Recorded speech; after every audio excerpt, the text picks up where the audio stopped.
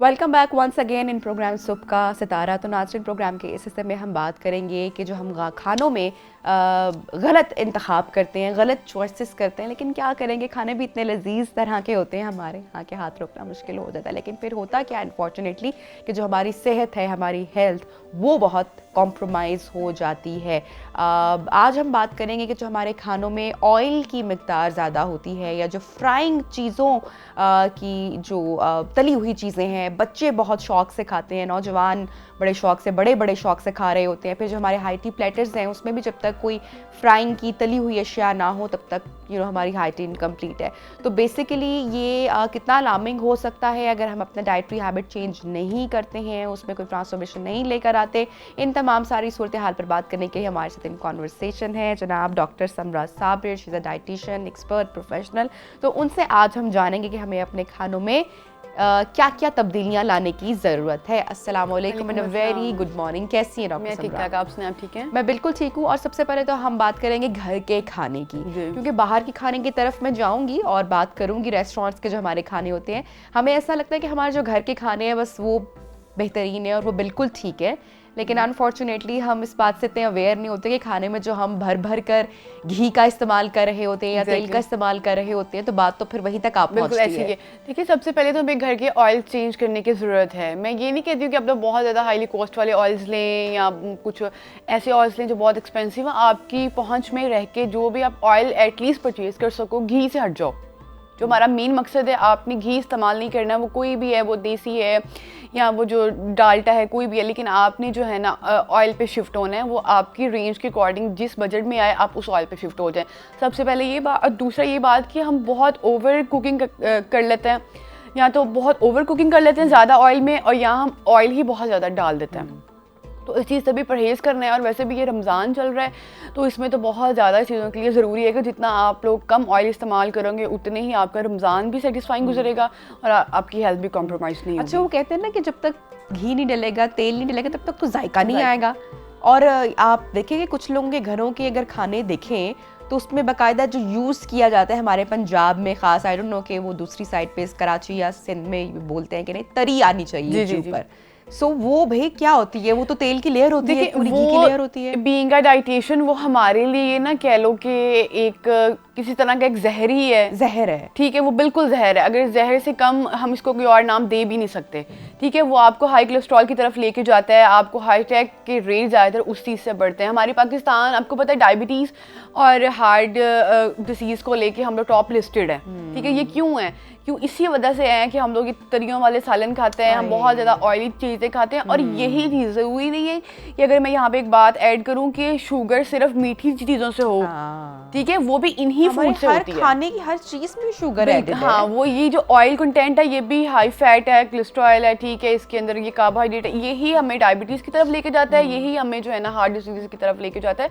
तो इन चीज़ों से अवॉइड करना चाहिए। या तो इंसान मज़े ले सकता है फूड्स में, या वो अपनी हेल्थ को प्रॉपर्ली लेके चल सकता है। हाँ, एक हेल्दी वे में भी रह के आप एंजॉय कर सकते हैं। मॉडरेट जो रास्ता है वो दे बिल्कुल। अगर आपने ऐसा खाना है, आपको बहुत पसंद है, आप एक मंथ में 2 दफ़ा, हफ्ते में 1 दफ़ा आप ले सकते हो, कोई मसला नहीं है। लेकिन ये कि जो लोग रोज़ इन्हीं चीज़ों पे होते हैं और फिर इसलिए थोड़ा मुश्किल होती है। अच्छा, ऐसा क्यों होता है हमारे यहाँ का? जब हमें कोई मर्ज लाहक हो जाता है, आप डायबिटिक हो गए हैं, आप ब्लड प्रेशर के मरीज बन चुके हैं, तो अब हमें याद आया कि जी अब वी हैव टू चेंज। हमारी जो सबसे बड़ी गलती है ना, ये या जब हमारे पास पेशेंट्स आते हैं ना, मैं अक्सर उन्हें ये बात कह रही होती हूँ कि आप जब अपना टोटल बेड़ा गर्क करके आते हो ना, तब आप लोगों को याद आता है कि हमने एक डाइटिशियन के पास जाना है, ठीक है। जब तक कि उस टाइम पे आप लोगों की हर चीज़ के लेवल्स इतने राइज्ड होते हैं कि हमें भी होता है कि यार इसको टाइम लगेगा, और फिर पेशेंट को जल्दी होती है कि हम जल्दी से जल्दी ठीक कर लें। अब जितने लॉन्ग टाइम में आपने अपनी इन इश्यूज़ को बढ़ाया है, आपने कोलेस्ट्रॉल बढ़ाया है ज़्यादा ऑयली चीज़ें खा के, आपने अपने वेट को इंक्रीज़ किया, फिर उतना ही टाइम लगेगा आपको स्टेप बैक जाने में।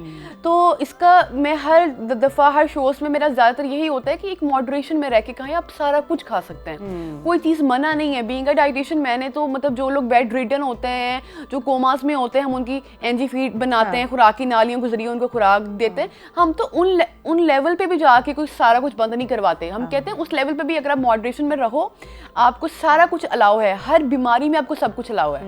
बस आपने ध्यान रखना है कि किस टाइम पे आपने क्या खाना है और कैसे खाना है। ठीक है। अच्छा, मुझे डॉक्टर साहब ये बताएगा कि हमारे घर के खाने जो बड़ा ज़रूरी है कि हम ख़वातीन को एजुकेट करें, जो लोग देखने वाले हैं, मेरे लिए बड़ा इंपॉर्टेंट है कि हम लोगों को भी पता हो, नहीं पता होती है यूजुअली ये बातें। और ये अभी का टाइम मैं समझती हूँ कि इट्स अ ब्लेसिंग के सोशल मीडिया पे जितने भी उस फील्ड के माहिर लोग हैं, जो प्रोफेशनल्स हैं, वो एक्सपर्ट हैं, वो आकर बार बार बात करते हैं और लोग बहुत हद तक एजुकेट हो चुके हैं, बिल्कुल हुए हैं, जो करना चाहे अपने आप को। अच्छा, हमारे घर के जो खाने हैं हम बात कर लेते हैं, कितना उसमें ऑयल होना चाहिए अगर 4 फर्द का खाना तैयार हो रहा है, या 4 या 5 लोग घर में मौजूद हैं और उनके हिसाब से आपको पता है कि एक जो टिपिकल हमारे यहाँ खाना बनता है, कितनी ऑयल की क्वांटिटी उसमें होनी चाहिए? देखिए, मैं ज़्यादा इजी रहेगा कि मैं आपको टेबल स्पून में बताऊं, ठीक है ना। तो एक हमारे घरों में जब वो हंडिया बनती है, वो बड़े चम्मच होते हैं, बाउल्स पूरे बाउल्स होते हैं, और कुछ ये ग्राम्स और एमएमएल का तो कोई हिसाब ही नहीं है ना कि हम लोग उनके ग्राम्स या उनको कोई मेजरमेंट करके डाले, ठीक है।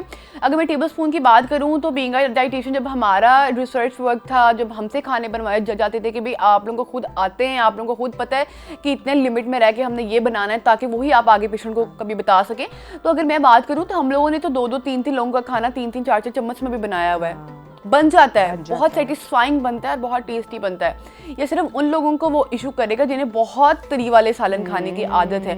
बाकी ये कि वो तो डोई भर भर के डाले जा रहे होते हैं ना, तो वो ये है कि अगर आपके घर में 4 फर्द का आप खाना बना रहे हो तो 5 से 6 table spoon is more than enough. मैंने इसे लीस्ट में भी बनाया हुआ है, फिर भी ऑयल कंटेंट उसके ऊपर रहता है। और हम आपको ये नहीं कह रहे कि आप कल से ही ये प्रैक्टिस कर दें कि अगर आप 10 खाने के चम्मच तेल डाल रहे हैं तो आप 3-4 पर आ जाए। इसको ग्रेजुअली आप एक चम्मच करके आप उसको कम करना शुरू करें। हर चीज होती ही ऐसे है। मैं हमेशा अपने पेशेंट्स को कोई वेट लॉस के लिए आता है ना, तो वो आके कहते हैं कि मैं तो दिन में 6 रोटियां खा रहा हूँ, 2 सुबह, 2 दोपहर और 2 शाम।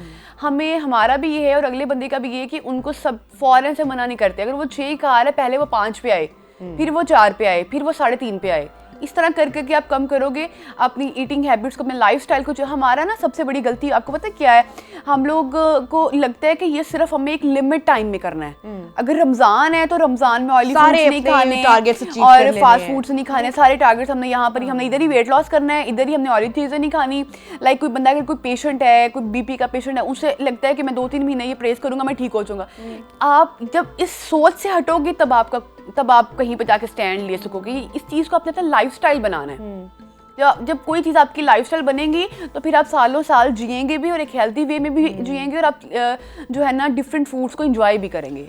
अच्छा डॉक्टर साहब, ये जब हम बच्चों को तली हुई अशिया देते हैं और हम कहते हैं कि बच्चे तो बच्चे हैं तो हर चीज़ खा सकते हैं, ये जिस तरह की है हाँ बड़ों के लिए नुकसानदेह है, लेकिन बच्चों को भी हम जिस तरह से फ्राइंग की चीज़ें, नागेट्स हो गए, चिकन पॉप, घर में बेतहाशा लोगों के फ्रीजर्स भरे होते हैं कि जी बच्चों वाला घर है तो अब तो फ्रीजर जो है वो फ्राइंग की अशिया से भर के रख दो। बच्चों के लिए भी सब कुछ उतना देखिए, यहाँ पे मैं सबसे पहले ये कहूँगी कि जो यहाँ पे माँ बाप की तरबियत और उनका जो है ना रहन सहन बच्चों पे मैटर करता है। जो माँ बाप खाएंगे, जिस चीज़ की वो परमिशन देंगे, जैसा वो करेंगे, बच्चे आगे जाके वो ही काम करेंगे। वो आप सोशली लगा लें, वो आप इमोशनली बच्चों को लगा लें, वो आप खाने पीने के हिसाब से लगा लें कि लाइक अगर एक घर में फ्राइंग चीज़ें आ रही हैं, बन रही हैं, तो ही बच्चे खा रहे हैं ना। अगर माँ बाप यहाँ पे स्टैंड लें कि अगर वो इस फेज में गुजर रहे हैं कि उन्हें कोई डिसीज़ है, कोई किसी इशू में वो सफ़र कर रहे हैं, उन्हें भी इस चीज़ का नॉलेज होना चाहिए कि इन फ्यूचर आप बच्चों को शुरू से ही उस इशू के लिए तैयार कर रहे हो। आप उनकी ग्रोइंग एज के लिए तैयार नहीं कर रहे हो, आप जिस मर्ज में खुद खड़े हो आप उस मर्ज में लेके जाने के लिए अपने बच्चों को तैयार कर रहे हो। ठीक है, अगर बच्चों को नो डाउट कि इस एज में आपको ग्रोइंग एज में इन चीज़ों की ज़रूरत होती है, हम इतना फैट भी मना नहीं करते, बट एक लिमिट होती है और एक जो है ना वो होता है लाइक एक गुड फैट होता है और एक बैड फैट होता है। ठीक है, अगर आप कुछ चीज़ें फ्राइंग कर रहे हो, हमारे घरों में ये भी बड़ा एक रिवाज है कि जो ऑयल है वो बड़ा रीयूज होता है, उसी में नगेट्स फ्राई होने कल के लिए संभाल के रख लो, कल उसमें पकौड़े बनेंगे। अच्छा, बच्चों की जो बात है तो ईटिंग हैबिट्स बड़ी मैटर करती है। बहुत मैं रिसेंटली अपनी बेटी के स्कूल के स्पोर्ट्स डे पर गई तो वहाँ पर जब आपके पहले सारा चेयर्स का एहतमाम होता है और जब जिसके बच्चे परफॉर्म कर रहे हैं तो आगे उन्होंने एक सिटिंग फ्लोर पे, तो फिर वो पेरेंट्स उस तरह से जाके कैप्चर कर ले मोमेंट्स। तो मैं जब आगे गई बिल्कुल फ्रंट में तो वहाँ पे कुछ बच्चे मेरे साथ थे और मैंने एक बच्ची को देखा और शी वाज लाइक जो ओबेसिटी का शिकार बच्चे होते हैं, और उसके हाथ में एक बहुत बड़ा प्लेटर था माशाल्लाह, और उसमें एक में एक बड़ा चॉकलेट का डोनट था, एक साइड पे रोल पराठा था, चिकन फ्राई का पीस था, देन जूसेस थे, और at a time she finished it all. और हम खुश तो हो रहे होते हैं पेरेंट्स के हमारा बच्चा देखो हर चीज़ खाता है, लेकिन हम ये भूल जाते हैं कि जब ये थोड़ा सा और ग्रो करेगा तो कितना ख़तरनाक है बच्चों के लिए इस तरह का जो ईटिंग स्टाइल है या जो हैबिट्स हैं। हम मना नहीं करते हैं, मना नहीं करते। यहाँ पे ये देखिए मेरे पास ऐसे ऐसे पेशेंट्स भी आते हैं, उनकी मतलब बच्चे जो होते हैं ना, हमारे आजकल के दौर में बच्चों में ये चीज़ ज़्यादा है और आप देखें कि ओबेसिटी बच्चों में बहुत बढ़ चुकी है। मेरे पास डेली बेस पे ना कहें तो अगर हर 2-3 दिन के बाद एक बच्चा ज़रूर आता है, और साथ में उसकी मामा जो होती हैं वो इतनी होती हैं डिप्रेशन में, एंजाइटी में, कि अब इस बच्चे की वजह से बाकी बहन भाई भी कुछ नहीं खा पाएंगे। सबसे आसान लंच बॉक्स क्या है कि आपने उसमें डोनट डाल दिया, आपने उसमें बेकरी का फ्राइज डाल देते हैं, फ्राई करके बेकरी की कोई भी आपने चीज डाल दी, और वो माँ को सुबह उठना भी नहीं पड़ेगा, लंच बॉक्स तैयार भी नहीं करना पड़ेगा। जो है ना, लेकिन हम ये भूल जाते हैं कि ये जब बच्चे बड़े होंगे तो इनको किस तरह की चैलेंजिंग सूरत हाल का सामना करना पड़ेगा। हम भूल जाते हैं कि ये हम उसी माशरे का हिस्सा है जहाँ पर जब रिश्ता देखने के लिए कोई आता है तो सबसे पहले देखता है कि लड़की का रंग गोरा है कि नहीं है, दुबली है कि पतली है। मुझे अफसोस हो रहा है कि ये जुमले मैं बोल रही हूँ, लेकिन हम ऐसे ही मुआशरे का हिस्सा है जहाँ पर खूबसूरती का मयार अनफॉर्चुनेटली यही है। और बच्चियों को आप देखें ना, आप किस ट्रॉमा में डाल रही हैं। बच्चों को भी बीमारी, लड़कों के लिए भी, लड़कियों के लिए भी, जब एक मोटा जिस्म है जिस इंसान का, उसके अंदर क्या कुछ बन रहा है, कितनी डिजीजेस को वो इन्वाइट कर रहा है, ये आप इस बात से अनअवेयर हो जाते हैं। चलिए अब ज़्यादा कुछ नहीं बच्चों को बना के दे सकते, माएँ मेहनत नहीं कर सकती आजकल की, तो एटलीस्ट आप फ्रूट्स तो कट करके उन्हें दे सकते हो ना, एक फ्रूट्स का बाउल दें उन्हें, आप सैंडविच बना के आप दे सकती हैं। आप आजकल के वो ड्राई फ्रूट्स होते हैं, नट्स होते हैं, आप एक पोर्शन वो दे सकती हैं। बड़ा एक अच्छा सा और जो है ना मैनेजेबल एक लंच बॉक्स बन सकता है विदाउट आपकी मेहनत। तो हमारी जो अम्मियाँ हैं, हमारी अम्मी ने तो हमें चलो इस तरह इस लेवल पे ले आई हैं, लेकिन जो आजकल के पेरेंट्स हैं वो मदरस, वो बस ये होता है कि हम बच्चों पे ज़्यादा मेहनत ना करें, वो खुद भी वो चीज़ें खा रही होती हैं, बच्चों को भी वही दे रही होती हैं। तो सबसे पहले यहाँ पे मदर्स को एजुकेट करने का है कि पहले वो खुद अपने आप को ठीक करें, अपनी ईटिंग हैबिट्स को ठीक करें, फिर ही वो जो उनकी अच्छा लाइफस्टाइल आ रहा है फिर वो ही आगे अपने बच्चों को लाइफस्टाइल दें। अभी बहुत है कि अभी हम उस चीज़ को कंट्रोल कर सकते हैं। तो जो बच्चे आते हैं यकीन करें वो 80 वेट के साथ आते हैं, 90 वेट के साथ आते हैं। वो किस एज ग्रुप के? एज ग्रुप के, कोई बच्चा 5 में पढ़ रहा है, कोई बच्चा 4 में पढ़ रहा है। यकीन करें मेरे पास एक बच्चा आया, ये तकरीबन कोई 5 मंथ्स पहले की बात है, अभी भी उनकी सेशंस चल रहे हैं। वो बच्चा मेरी चेयर पे नहीं पूरा आया, मुझे जो वहाँ पे टेबल होता है मुझे उसको उसके पर बिठाना पड़ा है। और उसकी वालदा कह रही थी कि अब इसकी वजह से बाकी बहन भाई भी नहीं कुछ खा जारी बात है, जब एक चीज़ घर में ऑर्डर होके आएगी। ये फिर कितना जुल्म है कि फिर हम इतने बच्चों को कहते हैं कि अब वो अपना पोषण कंट्रोल करे और वेट कम करे। कितना जुल्म है इस एज की बच्चों के लिए। यही तो उम्र होती है, आपको हर चीज़ अच्छी लगती है, लेकिन आपने चूंकि पहले एहतियात नहीं बरती, पहले आपने उसको मॉनिटर नहीं किया, पहले आपने बच्चों की ईटिंग हैबिट्स, आपका बच्चा अगर आप देख रहे हैं कि अनयूजुअल तरीके से खा रहा है तो अच्छा, मैं तो अपने बच्चों को मना कर देती हूँ, करना भी चाहिए। पहली बात तो ये कि घर में लड़ाई है ग्रैंड पेरेंट्स के साथ और मेरी मुसलसल एक जंग है कि भाई बाहर की चीजें नहीं आएगी। सो हमारे घर में अलाउ नहीं है कि कोई भी डोनट्स आ रहे हैं। हाँ, ओकेजनली कभी इफ यू आर ट्रैवलिंग या आप कभी जा रहे हैं तो ठीक है, आप इसको एंजॉय करें। वंस इन अ वीक भी बहुत है, अगर आप फिर भी कर रहे हो ये भी बहुत है, बहुत फिर बढ़ता चला चूंकि जाता है तो बच्चों को भी पता होना चाहिए कि भाई ये चीज तो हमें बस कभी कभी अलाउ है। और उसके बाद अगर आप देखें कि आपका बच्चा अनयूजुअल तरीके से खाए, उसको फिर मना कर दे वहीं पे, क्योंकि बाद में बच्चे की भी एक पूरी स्ट्रगल है और फिर पेरेंट्स की भी, जिस बच्चे का आप जिक्र कर रही हैं। उनके फादर भी आते हैं, वो उनकी मदर भी आती हैं, सम टाइम उनकी बड़ी बहन और भाई, वो सारी फैमिली मेरे पास आती है। मुझे सारी फैमिली को पहले काउंसिल करना पड़ता है, बेटा आपने ये नहीं खाना, आपने ये नहीं खाना ताकि आपका भाई ये ना खाए। उसकी मदर कहती है इस बच्चे को समझाने के बजाय आप मेरी फैमिली को समझा दें, ताकि जो छोटा बच्चा अगर जिद कर रहा है मैंने आइसक्रीम खानी है, तो जाहिर बात है इसका भी दिल होगा कि मैंने भी आइसक्रीम खानी है। तो फिर आपको एक पर्सन के साथ साथ आप पूरी फैमिली सफ़र कर रहे होते हो, फिर वो जो बच्चा अलग से सफ़र कर रहा है वो एक अलग से। तो ये सबसे पहले हमारे जो है ना पेरेंट्स को ये चीज़ समझनी चाहिए। एक आते हमारे पास एक पेशेंट है, तो वो कहते हैं कि मेरे बच्चे रात को मेरे बैग से ATM निकालते हैं, ऑर्डर किया हुआ है, पैसे देने जा रहे हैं। जब तक आप खुद उन्हें अलाउ कर रहे हो, खुद आप उन्हें हर चीज़ पकड़ा रहे हो, फिर आप वो चीज़ एक मजाक में ले रहे हो, चीज़ में आप खुश हो रहे हो कि मेरा बच्चा खुद मेरा ATM निकाल के जाके पे कर रहा है, तो ये कोई अच्छी चीज़ नहीं है। अब उनको वहाँ पे आप कंट्रोल कर सकते हो, आप रोक सकते हो कि ये चीज़ आपके लिए हेल्दी है या ये नहीं है। तो इस पॉइंट ऑफ व्यू से हमें बहुत काम करना चाहिए। इसका फ्राइंग का चूँकि इतनी बात होना शुरू हो गई फ्रॉम लास्ट 1 डेकेड, और ख़ासकर पिछले 5-6 साल में जब से कि सोशल मीडिया, यूट्यूब इतना स्ट्रॉन्ग हुआ और सारा, तो लोगों ने बहुत बात की और लोग बहुत अवेयर हुए। मैंने पहले भी कहा कि बहुत लोग एजुकेट भी हुए, तो उसमें फ्राइंग से लोग काफ़ी परे भी हटे, एक तबका वो भी था। एयर फ्रायर का इस्तेमाल उसकी ऑल्टरनेट करना शुरू किया गया, लेकिन उसके ऊपर भी मैंने भी रिसर्च अपनी पूरी की, देखा मैंने कि उसका भी नुकसान किस तरह से। आप क्या समझती है कि एयर फ्रायर जो है वो एक अच्छा ऑल्टरनेट है वो लोग जो कि कॉम्प्रोमाइज़ नहीं करते या जिनकी वो चाहिए उनको सर्टेन तरह की फ्राइंग चीजें चाहिए, तो एयर फ्रायर उसका अच्छा मुतबादिल है या उसका भी नुकसान है? आपने बहुत अच्छा क्वेश्चन किया इसके बारे में। सबसे पहले तो मैं यहाँ पे बीइंग अ डाइटिशियन ही हर तरह से इसको डिस्कस करूँ कि वो सबसे पहले मेरी तरफ से अलाउ है कि आप कोई स्टीम या ग्रिल चीज़ प्रेफर करें। ठीक है, सबसे पहले आपको बारबेक्यू, हाँ, आपको बारबेक्यू हर तरह का अलाउ होता है। आप किसी डिसीज़ में हो, आप किसी कोई डाइटिंग कर रहे हो, आप जिस भी कंडीशन के पेशेंट हो, आपको बारबेक्यू अलाउ होता है, ठीक है। अगर आप स्पाइसी फूड नहीं खा सकते तो आप जो बाहर का बारबेक्यू बना हुआ आप घर आके एक दफ़ा उसको वॉश आउट कर लो, ठीक है। और दूसरा, आप घर में स्टीम आम पानी में आप देचकी में पानी बॉयल करके आप ऊपर अपना चिकन वगैरह कोई भी चीज़ ऐसे रख सकते हो, जो नॉर्मली जो कि अगर ओवन में बेकिंग करने के बजाय स्टीम करने के बजाय बेहतर है कि आप इसे नेचुरल वे में वेव्स के जरिए आप उसको करो तो ज़्यादा बेहतर है।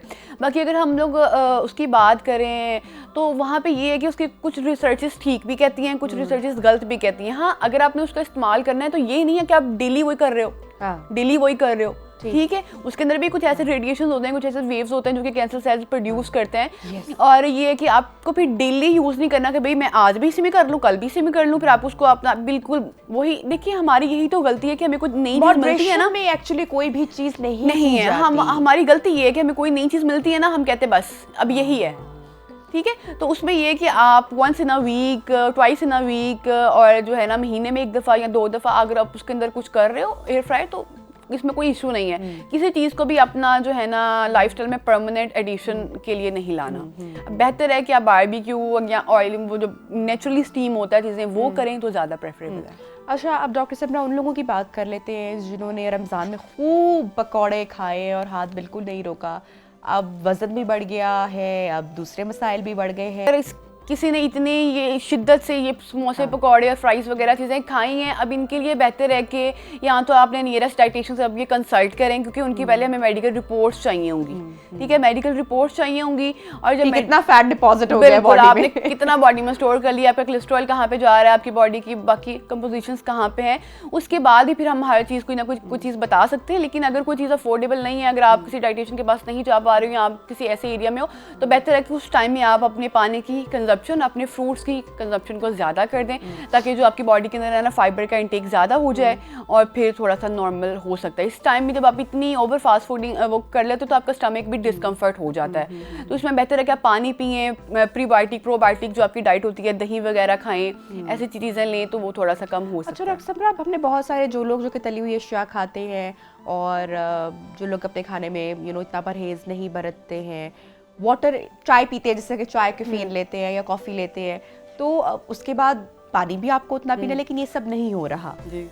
यानी कि तली हुई अशिया खाई जा रही है, फ्राइंग की अशिया खाई जा रही है, चाय पे चाय पी जा रही है, तो वाटर इनटेक कम है। इससे क्या मसले मसाइल हो सकते हैं हमें? देखिए, यहाँ से ही तो मसले मसाइल शुरू होते हैं। आपकी बॉडी डिहाइड्रेट हो जाती है, आपकी बॉडी में कोलेस्ट्रॉल का लेवल, फैट ज़्यादा हो जाती है, कार्बोहाइड्रेट की अमाउंट ज़्यादा हो जाती है, that leads toward high blood pressure. आप प्री डायबिटिक हो सकते हो रमज़ान में, क्योंकि एक आपकी फास्टिंग होती है, फास्टिंग के फ़ौरन बाद आप फास्ट फूड खाना स्टार्ट कर जाते हो, तो जो है ना आपकी इंसुलिन स्पाइक कर सकती है, आप डायबिटीज़ की तरफ जा सकते हो, आप प्री डायबिटिक में कन्वर्ट हो सकते हो, आपका बीपी का इशू हो सकता है।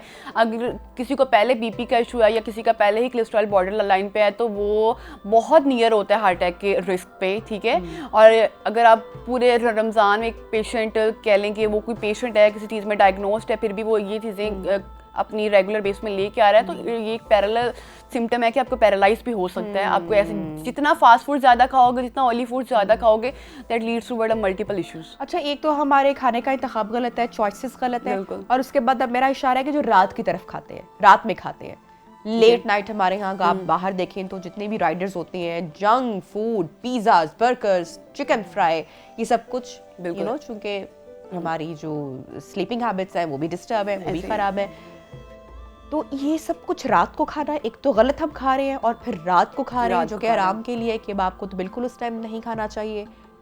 इसमें ये है कि देखिए, रात को तो पहले ही नहीं खाना चाहिए, आपको 8-9 बजे तक अपना मैक्सिमम ब्रेकफास्ट वो जो है डिनर आपका हो जाना चाहिए। बाकी जो मिड नाइट क्रेविंग्स हैं या आपको अर्ली मॉर्निंग की क्रेविंग्स होती हैं, वो कोशिश करें कि अपने ड्राई फ्रूट से, भुने हुए चने, फुल मखाने, इस तरह के जो नट्स होते हैं, सीड्स होते हैं, उनका इस्तेमाल करें। पॉपकॉर्न बहुत अच्छी ऑप्शन है। अगर विदाउट सॉल्ट है, अगर आप घर में बना रहे हो तो वो सबसे बेस्ट ऑप्शन है। आपके रिच इन फाइबर है, कैल्शियम है, आयरन है, ठीक है, वो आपको बड़ा अच्छा एक आपका तो अगर आपको भूख लगी है, अगर आपको वैसे क्रेविंग हो रही है तो वो फुलफिल कर सकता है एज़ कम्पेयर कि आप कोई फास्ट फूड मंगवा के खाएं, पिज़्ज़ा, बर्गर, शॉर्मा। तो इन चीज़ों से परहेज़ करना चाहिए। उस टाइम पे आपको फ्रूट्स या ड्राई फ्रूट का इस्तेमाल करना चाहिए ताकि आपकी जो स्लीपिंग पैटर्न भी ठीक हो और आपकी ओवरऑल हेल्थ भी ठीक हो। Thank you so much doctor Sabra Sabir, आप हमारे साथ इन कॉन्वर्सेशन थी और जो हमारी ईटिंग लाइफस्टाइल है या जो हैबिट्स हैं वो कैसे बेहतर हो सकती हैं इस हवाले से हमें अवेयर कर रही थी। प्रोग्राम में लेते नाज़रीन एक छोटी सी ब्रेक और ब्रेक के बाद आपको ज्वाइन करेंगे। Stay with us.